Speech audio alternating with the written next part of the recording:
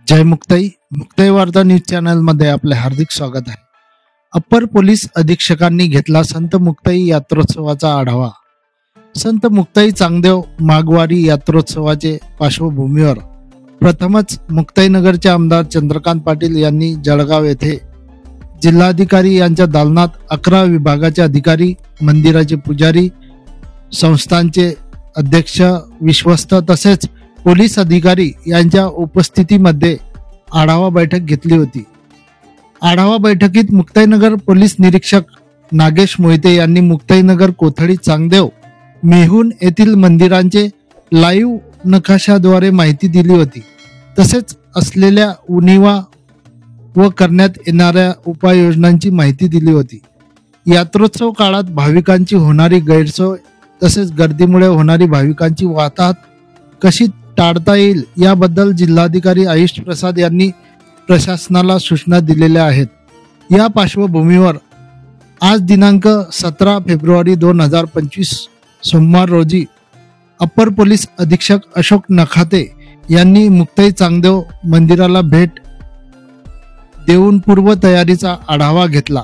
यावेळी पोलीस उपविभागीय अधिकारी राजकुमार शिंदे, पोलीस निरीक्षक नागेश मोहिते, संत मुक्ताई पालखी सोहळा प्रमुख रवींद्र हणे महाराज, जुनी मंदिर व्यवस्थापक उद्धव जुनारे महाराज, पोलीस पाटील संजय चौधरी, किरण महाजन, प्रसाद महाजन उद्योजक पुणे आदींची उपस्थिती होती। यात्रोत्सव काळात जिल्हाधिकारी आयुष प्रसाद यांनी दिलेल्या आदेशानुसार दिनांक 20 फेब्रुवारी ते 1 मार्च दरम्यान मुक्ताईनगर शहरातील उघड्यावरील मांस विक्री सपशेल बंद करण्याचे आदेश दिलेले आहेत।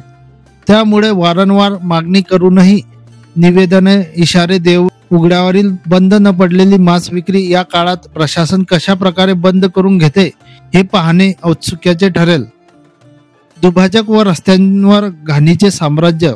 एकीकडे मुक्ताईनगर नगरपंचायत प्रशासनाकडून स्वच्छ भारत मिशन राबवून लाखो बिले कंत्राटदाराला अदा केली जात असल्याचे दिसून येते, परंतु शहरातील दुभाजक असतील किंवा बऱ्हाणपूर रोडवरील हिंदू स्मशानभूमी असेल, या समोर नदीपात्रात उघड्यावरील मांस विक्रेत्यांनी टाकलेली ही घाण अद्यापही साफसफाई केलेली नसल्याने विदर्भ व मध्य प्रदेशातून येणाऱ्या पायी दिंडी सोहळ्यांना घाणीच्या दुर्गंधीतून संत मुक्ताईची यात्रा घडवणार का, असा सवाल नागरिकांकडून उपस्थित होत आहे।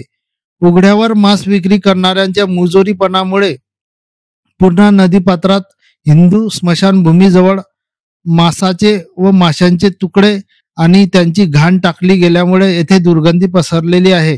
तसेच याच नदीपात्रातून पुढे शहराला देखील पाणी पुरवठा होतो।